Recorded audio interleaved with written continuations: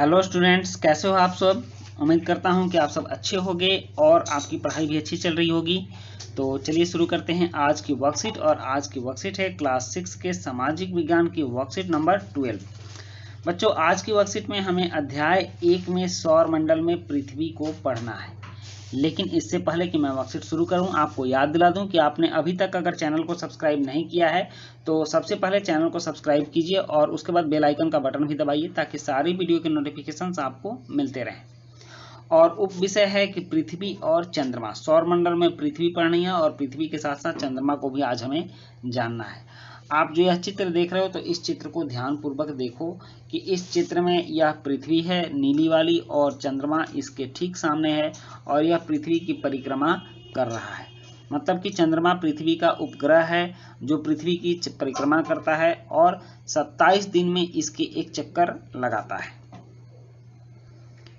पृथ्वी सूर्य से दूरी के हिसाब से पृथ्वी तीसरा ग्रह है। हमने पढ़ा था कि सूर्य के सबसे नजदीक बुध होता है, फिर शुक्र होता है, फिर पृथ्वी होती है, मंगल होता है, बृहस्पति होता है, शनि, अरुण और वरुण होते हैं।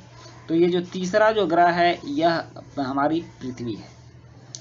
और आकार में पांचवा ग्रह सबसे बड़ा है। तो पांचवा ग्रह ये बृहस्पति है और यह सबसे बड़ा है।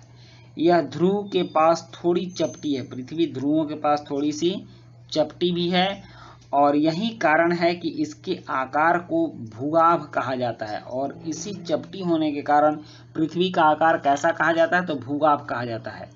और भूआभ का अर्थ है पृथ्वी के समान आकार। तो पृथ्वी गोला है लेकिन वो अपने ध्रुवों पर थोड़ी चपटी है और इस चपटी हुई आकृति के साथ पृथ्वी को भूआभ कहते हैं। और पृथ्वी के भूभाग का आकार जो है वह पॉपुलर है। अब पृथ्वी के आकार जैसी किसी भी वस्तु के आकार को हम लोग भूभाग कहते हैं, पृथ्वी के आकार के समान कहते हैं।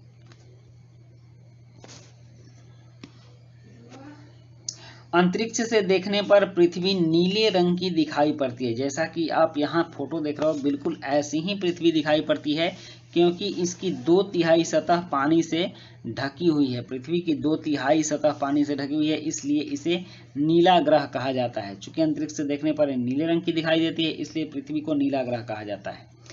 चंद्रमा पृथ्वी का एकमात्र उपग्रह है। आपने देखा है कि किस तरह से चंद्रमा पृथ्वी की परिक्रमा करता है। इसका व्यास पृथ्वी के व्यास का केवल 1/4 है। यह पृथ्वी से 3,84,000 किलोमीटर दूर है। व्यास क्या होता है बच्चों, तो व्यास को आप समझ लो। व्यास, अगर यह कोई गोला चीज हो गया तो इस पार्ट को इसकी परिधि बोलते हैं। क्या कहते हैं, परिधि। और परिधि के एक छोर से दूसरे छोर, ठीक इसके केंद्र से गुजरने वाली, यह केंद्र होता है, केंद्र से गुजरने वाली इस रेखा को क्या कहते हैं, व्यास कहते हैं। तो चंद्रमा का व्यास पृथ्वी के व्यास का केवल 1/4 है। तो ऐसा समझ लो कि पृथ्वी का व्यास अगर 40,000 किलोमीटर है, लगभग 12,000 किलोमीटर पृथ्वी का व्यास है, तो अगर मान के चलते हैं कि 40,000 किलोमीटर है तो चंद्रमा का व्यास मात्र 10,000 किलोमीटर ही होगा। चंद्रमा का व्यास कितना होगा, 10,000 किलोमीटर। तो इसका मतलब कि यह इसके व्यास का 1/4 है। अब देखो, और पृथ्वी से चंद्रमा की दूरी कितनी है, तो 3,84,400 किलोमीटर।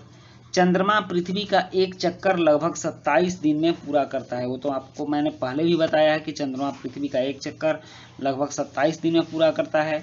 चंद्रमा प्रतिदिन अपना आकार और स्थिति बदलता रहता है। पूरा चांद हम लगभग 1 महीने में एक बार ही देख सकते हैं। यह पूरे चांद वाली रात पूर्णिमा होती है, मतलब पूर्णिमा की रात को हम पूरे चांद को देख सकते हैं। इसके पश्चात इसका आकार घटने लगता है और 15 दिन के बाद हम इसे नहीं देख सकते। यह नए चंद्रमा की रात या अमावस्या की रात कहलाती है। अब कुछ शब्द हैं जैसे कि उपग्रह। उपग्रह क्या होता है, तो उपग्रह एक खगोलीय पिंड है जो ग्रहों के चारों ओर उसी प्रकार चक्कर लगाता है जिस प्रकार ग्रह सूर्य के चारों ओर चक्कर लगाते हैं। तो ऐसे मान लीजिए कि यह पृथ्वी हो गई और यह सूर्य का चक्कर लगा रही है, तो यह चांद हो गया और ये पृथ्वी का चक्कर लगा रहा है। तो इसी तरह से यह क्या हो गया, पृथ्वी का उपग्रह हो गया। या किसी भी ग्रह का उपग्रह जो उस ग्रह का चक्कर लगाता है उसको उपग्रह बोलते हैं। और रोचक तथ्य है इसमें कि नील आर्मस्ट्रांग पहले व्यक्ति थे जिन्होंने 20 जुलाई 1969 को सबसे पहले चंद्रमा पर कदम रखा था। मतलब कि चंद्रमा पर पहुंचने वाले सबसे पहले व्यक्ति नील आर्मस्ट्रांग थे, इस चीज़ को याद रखेंगे। और कब पहुंचे थे, तो 20 जुलाई 1969 को वह चंद्रमा पर सबसे पहले पहुंचे थे। अब यहाँ कुछ प्रश्न हैं कि पृथ्वी को नीला ग्रह क्यों कहा जाता है, उपग्रह से आप क्या समझते हैं, और चंद्रमा की सतह पर कदम रखने वाले पहले अंतरिक्ष यात्री कौन थे। तो चलिए इन प्रश्नों का उत्तर करते हैं। प्रश्न 1 है कि पृथ्वी को नीला ग्रह क्यों कहा जाता है। तो इसका उत्तर है कि अंतरिक्ष से देखने पर पृथ्वी नीले रंग की दिखाई पड़ती है, क्योंकि इसकी 2/3 सतह पानी से ढकी हुई है, इसलिए पृथ्वी को नीला ग्रह कहा जाता है। और फिर प्रश्न 2 है कि उपग्रह से आप क्या समझते हैं। तो इसका उत्तर है कि जो खगोलीय पिंड ग्रहों के चारों ओर चक्कर लगाता है उसे उपग्रह कहते हैं। और प्रश्न 3 है कि चंद्रमा की सतह पर कदम रखने वाले पहले अंतरिक्ष यात्री कौन थे। तो इसका उत्तर है कि चंद्रमा की सतह पर कदम रखने वाले पहले अंतरिक्ष यात्री नील आर्मस्ट्रांग थे। तो बच्चों, ये थी आपकी आज की वर्कशीट, और आज की आसान सी वर्कशीट कंप्लीट होती है। वीडियो अच्छी लगी हो तो लाइक, सब्सक्राइब, कमेंट जरूर कीजिएगा। मिलते हैं नेक्स्ट वीडियो में। Thank you.